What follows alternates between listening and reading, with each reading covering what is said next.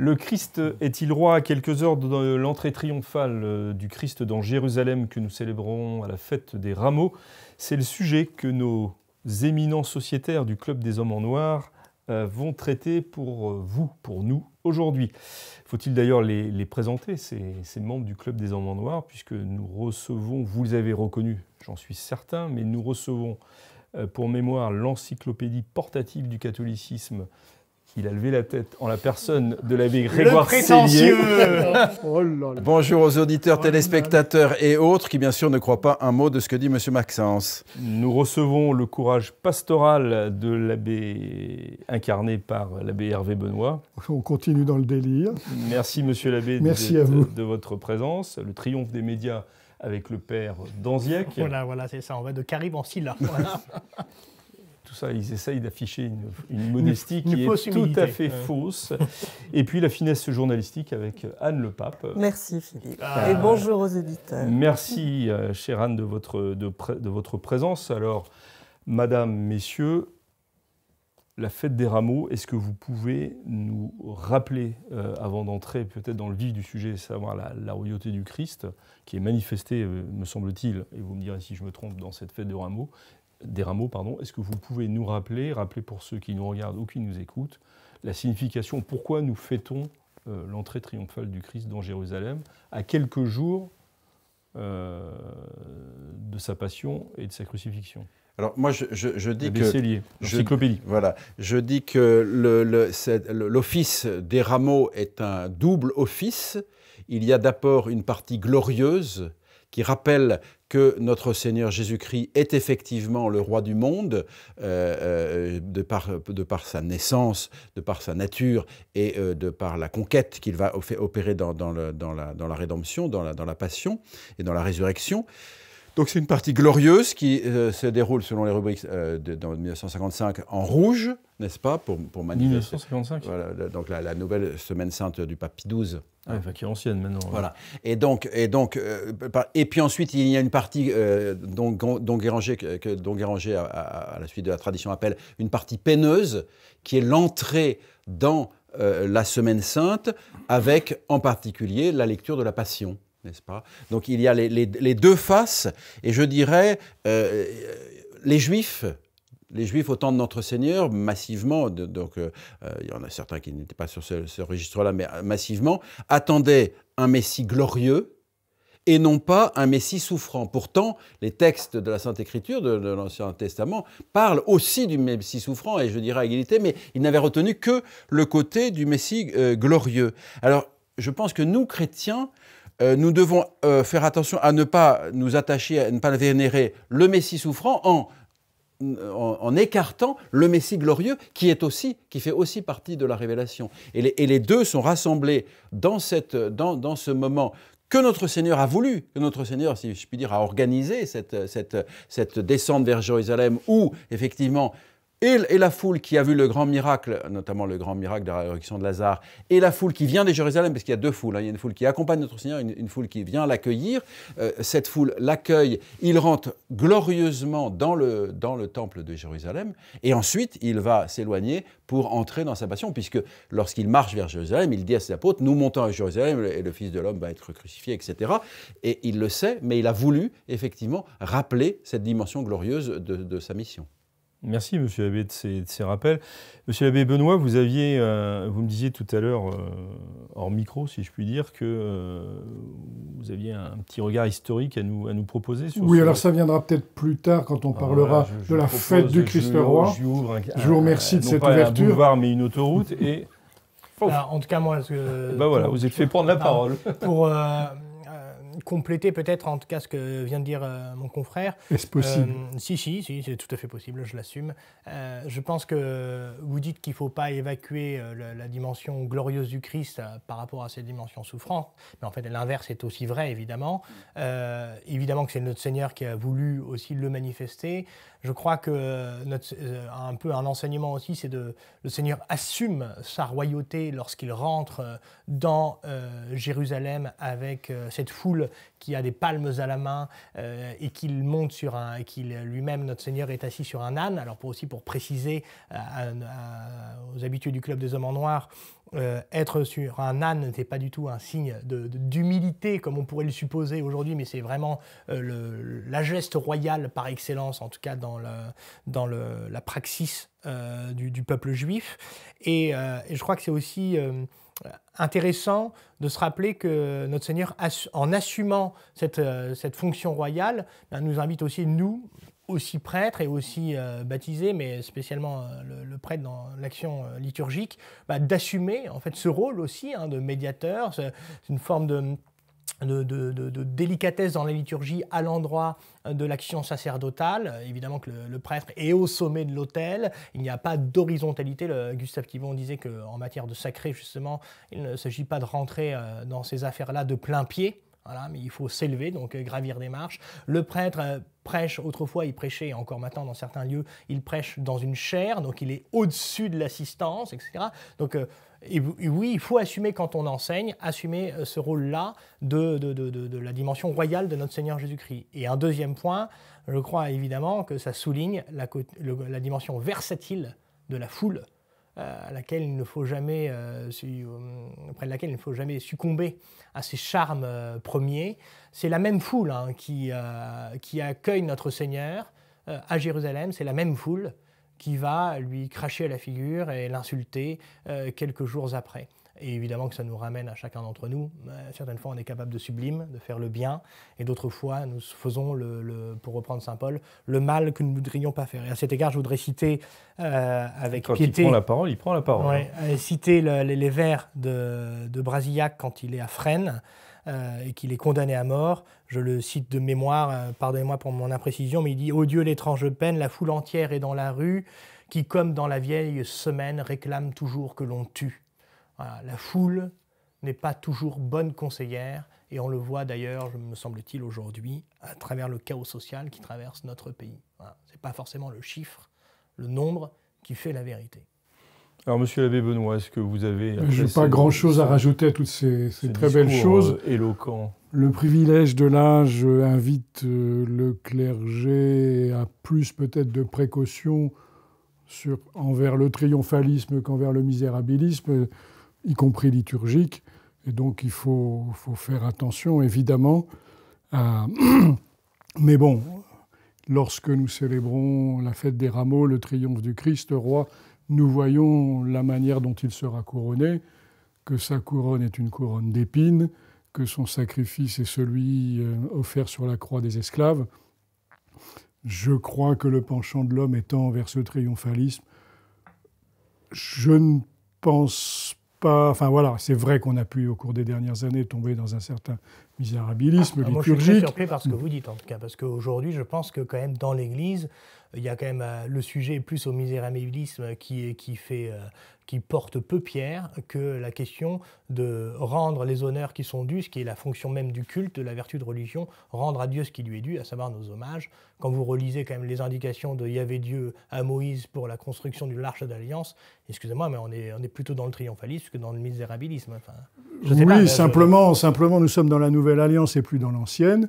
Donc ça, c'est quand même un relatif changement. Non, mais j'apporte simplement une nuance. Mais encore une fois, je crois qu'il y a véritablement, encore une fois, la grande tentation du clerc, c'est celle du triomphalisme, c'est celle de l'âne qui porte les reliques. Évidemment, il faut célébrer cela dans cette perspective. Et encore une fois, moi, je pense qu'il est important de ne jamais perdre de vue, lorsque notre Seigneur se présente avec le sceptre du roseau, avec la couronne d'épines, avec la pourpre du mépris et de la moquerie des soldats, c'est là qu'il est véritablement roi. Il ne le sera totalement et définitivement qu'après le jugement et dans l'eschatologie. Voilà, c'est juste une toute petite nuance qui est importante parce que ces mystères nous dépassent et qu'ils doivent être toujours célébrés dans cette perspective, mais voilà, le vendredi saint est déjà là dans le jour des Rameaux. L'évangile de dimanche dernier nous rappelait que notre Seigneur, c'est la multiplication des pains. Et notre Seigneur Jésus-Christ, voyant qu'il voulait le faire roi, mais pas dans le sens effectivement de sa royauté, de grâce, de sainteté, s'enfuit, va se cacher. Il accepte les hommages de la foule, mais c'est l'entrée dans sa passion. Donc, on ne peut pas séparer, on ne peut pas séparer, mais on ne peut pas séparer dans les deux sens. On ne peut pas séparer dans les deux sens. Voilà, le Messie souffrant, le Messie glorieux, on ne doit pas les séparer. Alors, à propos des rameaux, moi, je retombe dans des considérations beaucoup plus simples. Je pense que c'est une fête qui parle beaucoup, encore maintenant, même à des catholiques qui ne sont catholiques que festifs, que quelques fois dans l'année. C'est une fête très importante, je pense. Les gens aiment bien avoir des rameaux chez eux, des rameaux bénis. Je me souviens qu'en rentrant des rameaux quand j'habitais Paris, un kiosquier m'avait vu et m'avait demandé de lui en donner. Et ensuite, tous les ans, c'était devenu une habitude. Je crois que c'est une fête très importante encore dans la piété populaire. C'est la messe. Pardon.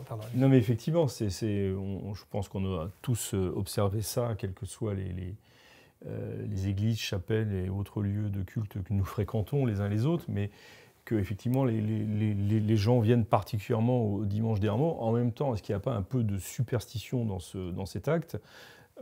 Combien de fois j'ai constaté, oui, mais je laisserai la parole au clergé sur ce sujet, combien de fois j'ai constaté que des gens venaient juste pour les rameaux, faire bénir leurs rameaux et repartaient sans assister à la messe. Je le vois tous les ans. Ça. Je ne porte pas de jugement sur les personnes. Si vous me permettez une petite anecdote. Je ne permets rien, mais je vous donne la parole quand même. Là, mon premier enterrement, mon premier défunt, comme nouveau curé, j'arrive dans la famille avec l'eau bénite pour prier devant ce corps et prier avec cette famille. Je demande un rameau de buis pour pouvoir bénir le corps. Tout le monde se regarde et on dit « Ah, il doit y en avoir à l'étable ». Il n'y en avait pas dans la maison des humains, mais il y avait du buis béni à l'étable. Buis béni.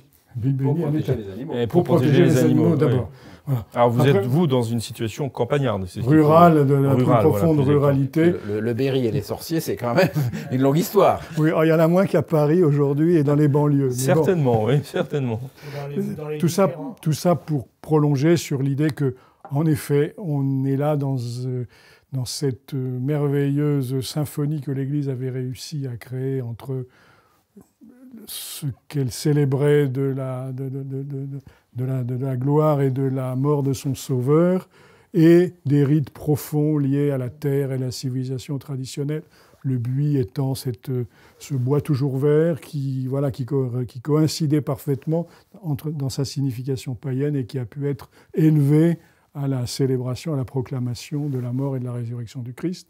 C'est un mariage, j'allais dire, de foi et de raison qui persiste dans nos campagnes un peu. Voilà, mais on ne peut pas juger évidemment du cœur et des âmes des personnes, de ce qu'il y a derrière. Il y a quelque chose, il y a une mèche qui fume encore. Pendant le confinement, moi j'avais ouvert l'église et béni du buis, et il a disparu en 2 jours. Les gens sont venus. C'est quelque chose qu'il ne faudrait pas éteindre. Comment peut-on arriver à réévangéliser à partir de ça? Est-ce possible? Ça, les jeunes générations le feront. Mais il y a quelque chose qui demeure profondément là.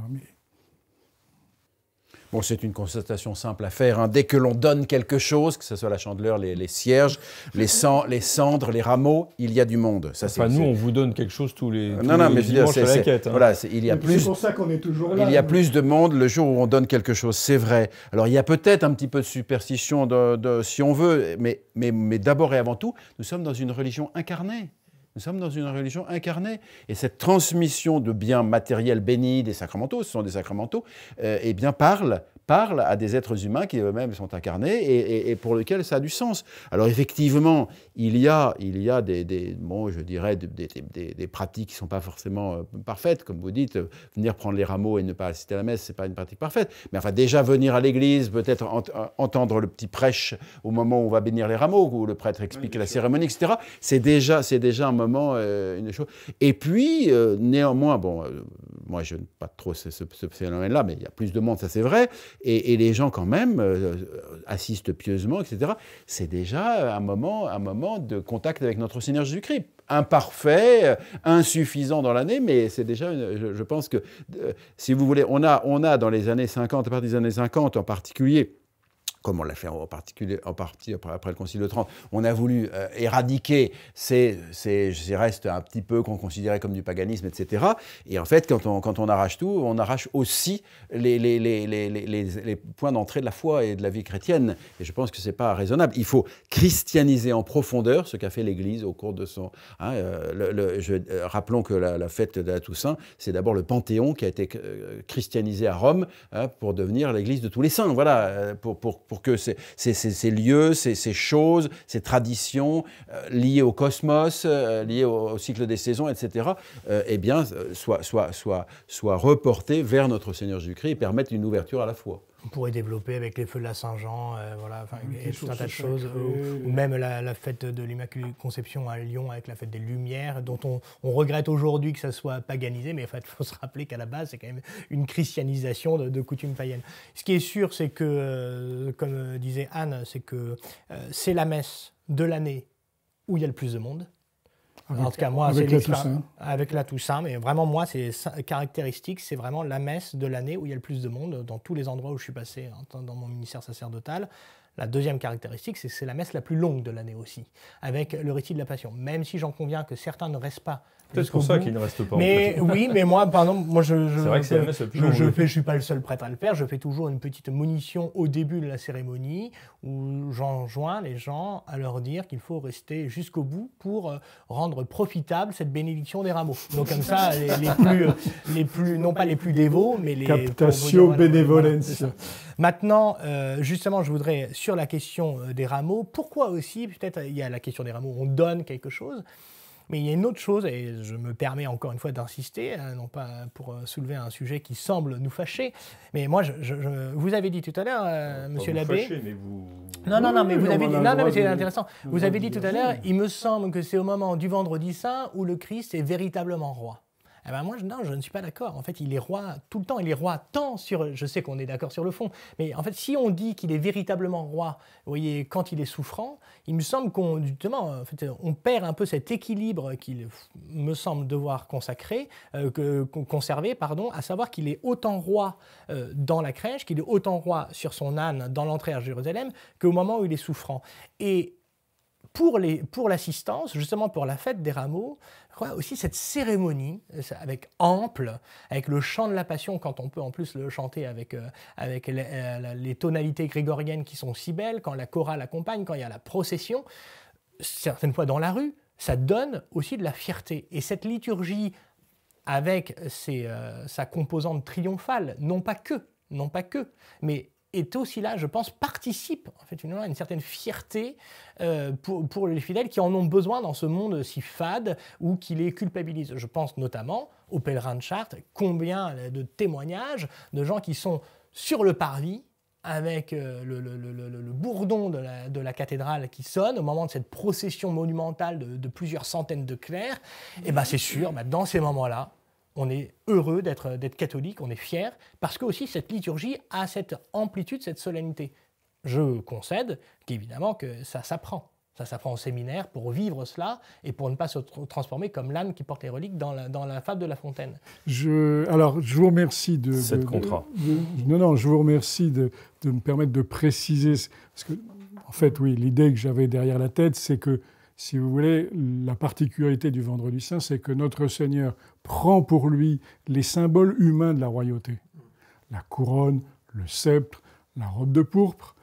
Et donc peut-être que ce n'est pas tant en direction d'une pastorale, je dirais, joyeuse et comment dirais-je, déployée d'expression de notre foi, mais je crois que tout ce qu'il y a derrière le politique profond, le signe de la royauté, le pouvoir, la réalité du vrai pouvoir divin et du pouvoir humain et des corruptions que l'humanité et le péché ont apportées à cela, il vient y mettre, comment dirais-je, la vraie lumière, si vous voulez, en disant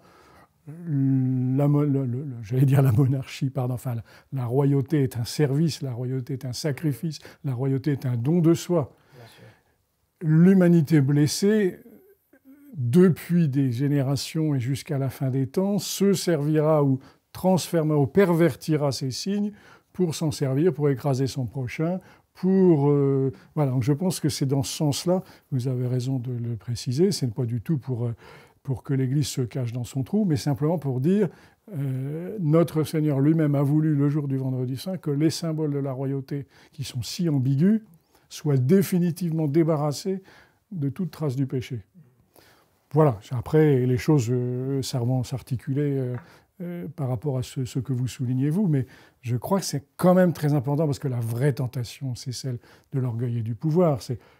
Mais justement, cet orgueil, vous voyez, sur la question du misérabilisme, elle peut aussi se manifester, et nous le savons tous. Oui, notamment j'en ai souffert plus que vous, cher Abbé. Oui, donc, ça, je me permets de... Cher frère. Et puis, c'est pas un concours non plus, c'est pas un concours. Mais vous voyez, je pense qu'aujourd'hui, pour ceux aussi qui me le regardent, pour les intéresser, peut-être pour qu'ils s'interrogent, je crois que dans la liturgie, notamment la liturgie traditionnelle, mais quand on célèbre, quelle que soit la liturgie du reste, dans un esprit traditionnel, le prêtre revêt les ornements. Non pas il se cache, mais il disparaît sous l'action liturgique, sous les rubriques, sous tout ce qui est si on veut faire ritualisé. une analyse sociologique, quand vous dites aujourd'hui, je pense que là, aujourd'hui, c'est passé de mode. Alors, il y a quelques bastions d'un progressisme.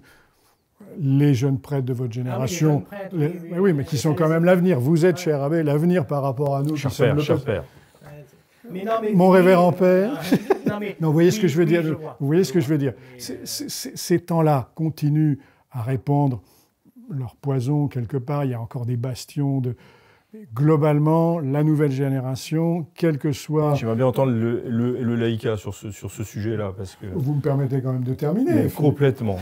Merci. Je vous donnerai à nouveau un boulevard. Non, ça sera juste une petite phrase de conclusion pour dire, j'entends bien ce que vous dites, ceci dit, c'est moins vrai aujourd'hui qu'hier ou avant-hier. Voilà. Simplement, il faut garder à l'esprit cet équilibre, il faut continuer à célébrer in persona Christi, mais c'est moins vrai, je dirais, aujourd'hui, dans les paroisses d'aujourd'hui. Voilà, si ça peut vous rassurer. Oui, je pense que le Père Benoît, j'ose espérer que le Père Benoît a raison. C'est moins pire. Décidément, vous êtes incorrigible. Voilà. Que c'est moins pire aujourd'hui. Voilà, mais oui, pour en revenir à... j'écoute, j'ouvre mes oreilles comme tous les auditeurs et téléspectateurs, et j'écoute les hommes de l'art. Ils ne sont pas d'accord entre eux, donc... Je remarque que quand le Christ affirme sa royauté devant Pilate, c'est quand même le moment où ça ne va pas bien, où tout va mal. Et je voudrais rappeler ce détail qui, à mes yeux, n'en est pas un, de la traduction de la Bible écuménique. La traduction écuménique de la Bible, qui, au lieu de faire répondre à la question de Pilate « Es-tu roi ?», le Christ répond « Tu le dis, je suis roi ». Et dans la traduction écuménique de la Bible, c'est toi qui le dis, je suis roi. Ça fait penser aux enfants. Ah ben non, c'est toi qui l'as dit. Ce qui prouve que cette royauté du Christ gêne. C'est quand même pas ce que dit le grec original. Je ne suis pas un exégète, très honnêtement.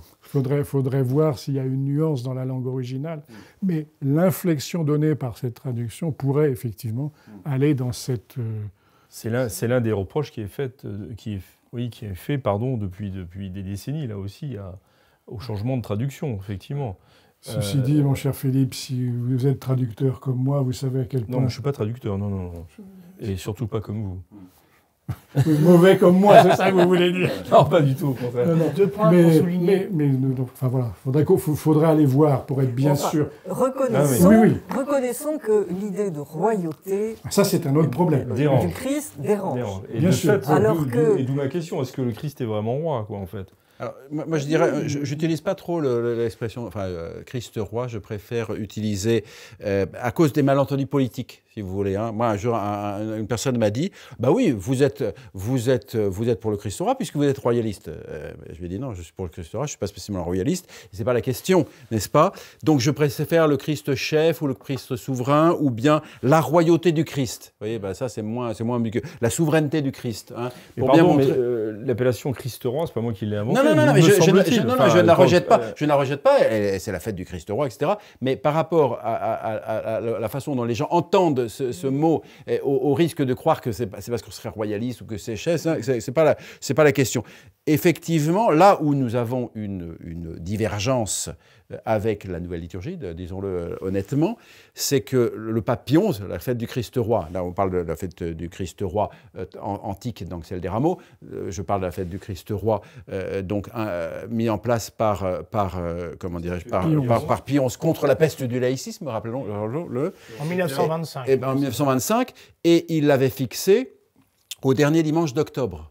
Dans la nouvelle liturgie, ça a été fixé au dernier dimanche de l'année liturgique, pour laisser supposer, sinon dire explicitement, que cette royauté sera seulement après la fin du monde. Elle sera pleinement après la fin du monde, mais elle s'instaure et elle avance déjà dans ce monde. Le Christ est déjà le roi. Il ne semble pas que ça soit incompatible. Non, mais attention, le fait est que, si vous voulez, Pie XI l'avait fixé relativement à la fin de l'année, pour rappeler que elle serait pleinement réalisée après la fin du monde, mais que déjà elle commençait à s'instaurer, parce que le règne du Christ avance à travers, je dirais, la vie de l'Église, à travers ceux qui le reçoivent. Effectivement, pour le moment, il ne règne pas de façon autoritaire. Il règne par la foi, ça c'est vrai. Mais néanmoins, le royaume du Christ avance dans ce monde et se réalisera pleinement dans la vie éternelle. Alors je vous rejoins tout à fait sur la question de l'expression Christ roi. D'ailleurs, en fait, c'est la fête du Christ roi des nations. Déjà, c'est ça le titre original de la fête instaurée par le pape Pie XI. Et quand en effet on regarde les textes liturgiques, je pense notamment à la préface de la messe et à l'hymne du Christ roi au Vêpres, il n'est pas fait mention tant du Christ qui est roi des nations que du royaume, en effet, je cite, et lorsque toutes les créatures seront soumises à votre volonté, il remettra à votre infinie majesté un royaume éternel et universel, un royaume de sainteté et de grâce, un royaume de justice, d'amour et de paix. Donc ça, c'est la préface. Ça, c'est la préface, et dans l'hymne... Ce qui pourrait très bien conclure l'année liturgique. Oui, non mais... Alors moi, j'aurais quelque chose à rajouter sur la question de la fin, pour la question de l'année liturgique, pourquoi ça a été déplacé à la fin. Et dans l'hymne des Vêpres du Christ roi, il y a à la deuxième strophe, il y a ces vers qui sont fameux. Une foule criminelle vocifère, et là ça nous rappelle évidemment la scène des rameaux. Une foule criminelle vocifère, du règne du Christ, nous ne voulons pas. C'est le vendredi saint. C'est le vendredi saint, mais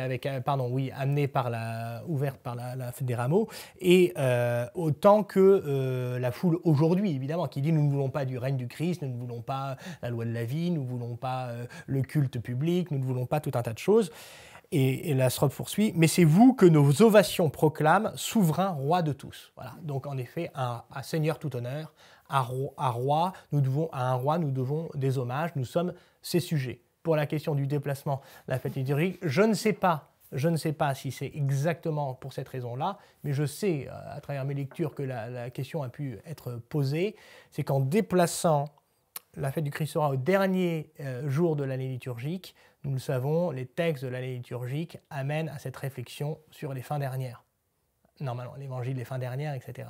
Et là, en modifiant et en mettant la fête du Christ roi, en soulignant davantage sur cette dimension du Christ roi de l'univers, etc., ça permet aussi plus facilement dans la pastorale, non pas de tous encore une fois, mais de certains, d'éloigner cette question, de cette vision de l'Apocalypse, du jugement dernier, du peu d'élus et de beaucoup d'appelés, et peut-être de mettre un peu sous le tapis la question de la prédication des fins dernières. Mais voilà, encore une fois, je ne sais pas si c'est vrai. Je suppose évidemment que ça n'empêche pas le prêtre qui est de bonne aloi, qui veut prêcher là-dessus, de le faire quand il l'entend et quand il le souhaite. Il n'y a pas d'incompatibilité. Il n'y a pas d'incompatibilité. Après, vous savez que le cycle liturgique, excusez-moi Philippe, mais pardon, voilà. Vous êtes là pour ça. Vous savez que le cycle liturgique dans ces différents évangiles, dans ces différents dimanches, est là pour que nous embrassions en tant que prédicateurs l'entièreté du dépôt révélé et de l'enseignement de notre Seigneur.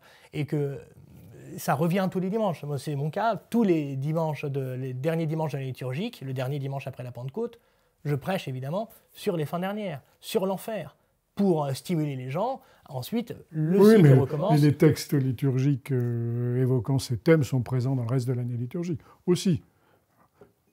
Je le sais, mais si vous voulez, c'est comme un tutorat que nous donne le cycle liturgique qui nous permet de nous fondre dedans, enfin, là, plus avantageusement. Après, c'est une question d'appréciation, là. Oui. Est-ce que je peux faire un petit rappel historique, mémoriel? Oui, j'avais essayé tout à l'heure, mais dommage. Alors... Non, je voudrais évoquer parce qu'on a parlé donc du pape Pie XI, de l'encyclique Quas Primas de 1925. Est-ce que l'on sait, et ça serait peut-être bien de rappeler pour nos auditeurs téléspectateurs, que l'origine est française?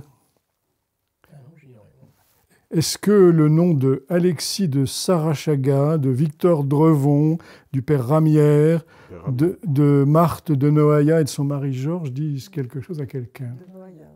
Le père Ramière, grand jésuite, l'apostolat de la prière. Voilà. Eh bien, figurez-vous on que... est interrogé. Enfin, on a presque... J'ai zéro, moi. J'ai zéro sur mais je suis plus jeune, j'ai peut-être des excuses. Non, mais c'est de science toute fraîche. Hein. Même si... Et j'ai d'autant plus honte que j'ai passé 3 années à Paray-le-Monial et j'ai même habité à 100 mètres du fameux musée du Hieron, que certains pèlerins du Sacré-Cœur ont peut-être vu ou même visité, qui, hélas, a été complètement transformé là, ici. Enfin, c'est bref. Mais figurez-vous que donc à la fin du 19e siècle, en France, à l'initiative d'une pieuse laïque qui s'appelait donc Marthe, alors peut-être que je ne prononce pas bien, Devins, qui ensuite a épousé un certain monsieur Georges de Noaillat. Ces gens-là étaient dans l'apostolat de la prière du père Ramière, et d'un autre mouvement qui avait été fondé par un autre père jésuite, ami du père Ramière, qui s'appelait le père Drevon.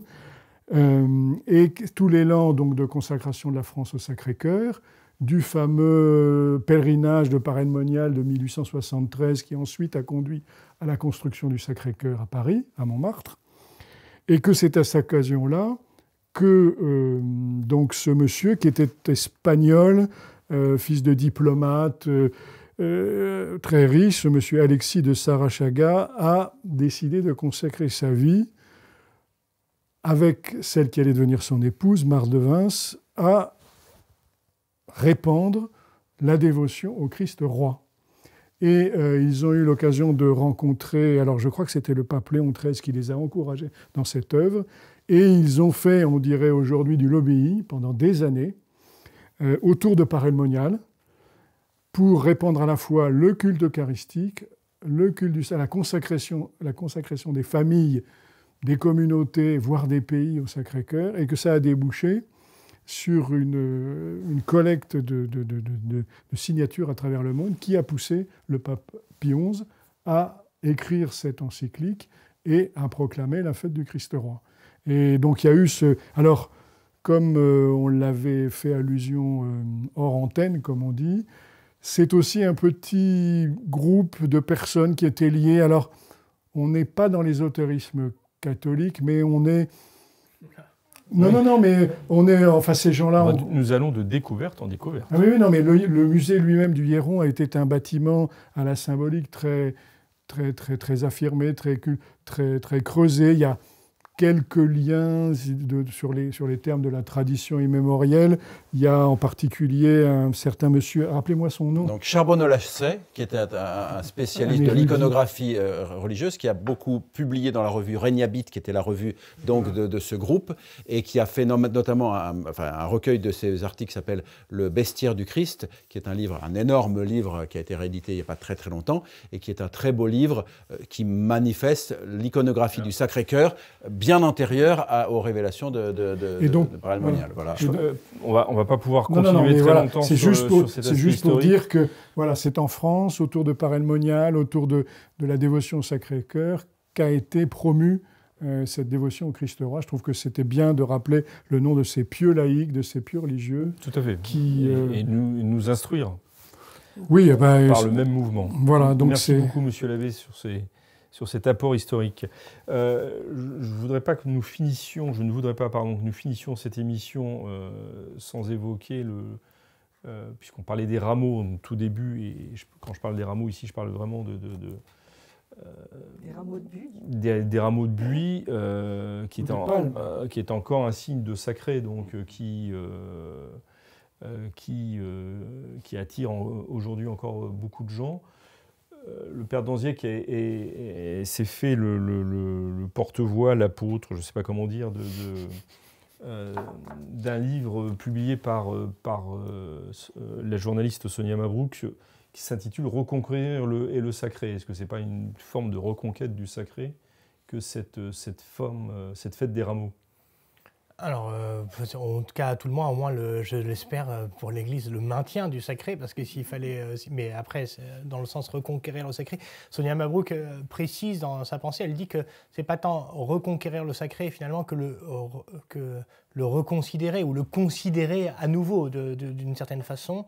Et oui, il me semble que ça a été déjà évoqué, que toute cette réalité incarnée qui touche l'action liturgique, l'eau, les huiles, les rameaux, etc., nous montre que bien, cette nature qui nous entoure, sont autant, ces gestes, ces rituels, sont autant de signes visibles qui nous mènent à des réalités invisibles, nous mènent ou nous indiquent. Et de ce point de vue-là, je pense que peut-être qu'on a voulu, quand je dis peut-être, c'est sûrement, en tout cas certains ont pensé dans une vision intellectualiste des choses, épurer la praxis de l'Église, de tout ce qui relevait des piétés populaires et de ces signes sensibles pour dire non, allons au cœur des choses tout de suite, notre Seigneur, la Sainte Trinité, etc. Mais le petit peuple de Dieu qui appelle tout notre amour, eh bien, il a besoin de cela. C'est pour ça que notre Seigneur lui-même a pris sa salive pour faire des miracles. Il a dessiné sur le sol, il a imposé les mains. Et il me semble qu'à cet égard, bien reconsidérer ou reconquérir le sacré aujourd'hui, y compris dans l'Église, c'est peut-être avoir une vision un peu moins intellectualiste des choses, mais revenir tout simplement aux fondamentaux, c'est-à-dire ce que le pape François dit, avoir l'odeur des brebis, c'est-à-dire se frotter à elles en lui communiquant les biens que l'Église a toujours donnés, les processions, les bénédictions. Vous aviez dit que j'aimais beaucoup les bénédictions lors d'une précédente émission. Eh bien, je le redis, voilà, faites bénir vos maisons, ayez de l'eau bénite chez vous et tout ira pour le mieux. Voilà. Je ne voudrais pas jouer les sceptiques un peu blasés. Il faut jouer un peu aussi, c'est le principe de cette émission.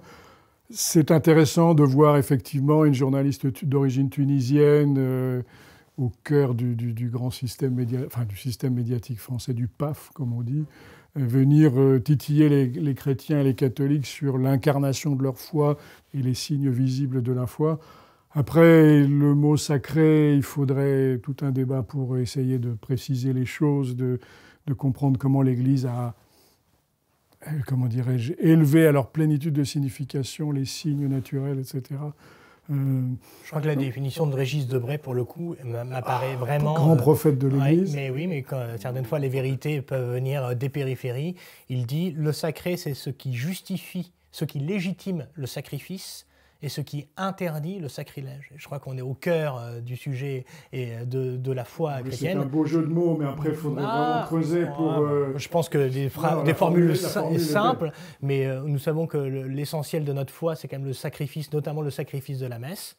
Voilà. Et ça, c'est ce qui légitime voilà, notre foi, le sacré, les fameux gestes, ces fameux gestes de dévotion qui ont leur part de triomphalisme à l'endroit de Dieu parce qu'il est Dieu, et en même temps qui, oui, j'y reviens, et qui interdit le sacrilège. Ben oui, dans une église, on ne fait pas n'importe quoi, comme ça a été fait dans la cathédrale de Francfort en Allemagne, avec ce spectacle ignoble, artistique, de réflexion artistique sur la question de la pédophilie dans l'église, où on a eu le droit à une sorte de représentation hard rock auprès de l'autel. Ben c'est tout à fait scandaleux. Voilà.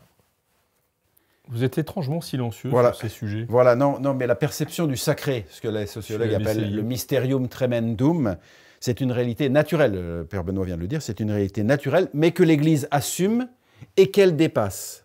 Hein, je dirais, on peut prendre l'exemple, dire Dieu est Dieu ou Dieu est le Tout-Puissant, c'est du sacré. L'homme se reconnaît comme soumis à la puissance supérieure, mais Dieu est aussi et surtout notre Père du ciel, et ça, c'est typiquement chrétien.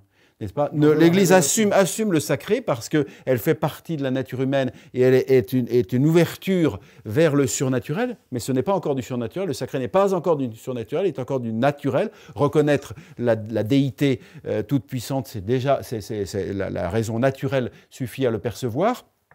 Mais l'Église s'appuie dessus. N'est-ce pas ? Comme on a dit, monter des marches, par exemple, s'appuie sur une élévation matérielle pour que les cœurs s'élèvent vers la réalité proprement surnaturelle et chrétienne, effectivement. Et notre Seigneur, comme le dit le Père Danziec, il réutilise des signes humains très typiques, l'imposition des mains, etc., qui existent dans les religions païennes, par exemple, mais il les amène à notre filiation divine et notre vie de la grâce. Eh bien, au terme de ce synode très particulier qui nous rassemble, la parole de conclusion va être au laïcat. Alors, la réaction de Sonia Mabrouk, qui, il faut le préciser tout de même pour les auditeurs, téléspectateurs, etc., a pris la défense de la messe en latin. Donc, elle a constaté que cette messe, à laquelle elle a dit avoir assisté, avait plus de verticalité que le nouveau rite. Et ça m'a fait penser à Agatha Christie, qui, n'étant pas catholique... Mais pas tunisienne non plus. Pas tunisienne non plus, mais pas française. En tout cas, a signé la pétition pour la défense du rite traditionnel à l'époque de l'après-concile. Et on dit que le pape Paul VI avait vu des noms... les noms d'écrivains catholiques comme Evelyn Waugh, ça ne comptait pas, mais il est tombé sur le nom d'Agatha Christie, qui l'a beaucoup impressionné, parce que bon, il connaissait ses romans policiers, et on a appelé l'indulte accordé à l'Angleterre l'indulte d'Agatha Christie. Donc, on peut peut-être former un vœu et se dire qu'on aura peut-être un indulte Sonia Mabrouk. Eh bien, c'est sur cet appel à l'indulte Sonia Mabrouk que s'achève cette émission. Je vous rappelle, je vous le disais la semaine dernière, qu'en raison de la Semaine Sainte, nous n'enregistrerons pas d'émission. Il n'y aura donc pas d'émission le vendredi saint du Club des Amants Noirs. Nous vous souhaitons évidemment une très sainte fête de Pâques. Je pense que vous pouvez vous associer, vous pouvez d'ailleurs formuler les vœux que... Bonne semaine sainte, bonne semaine pascale. Voilà, merci beaucoup. Confessez-vous, voilà, c'est très important de faire ces Pâques. Voilà.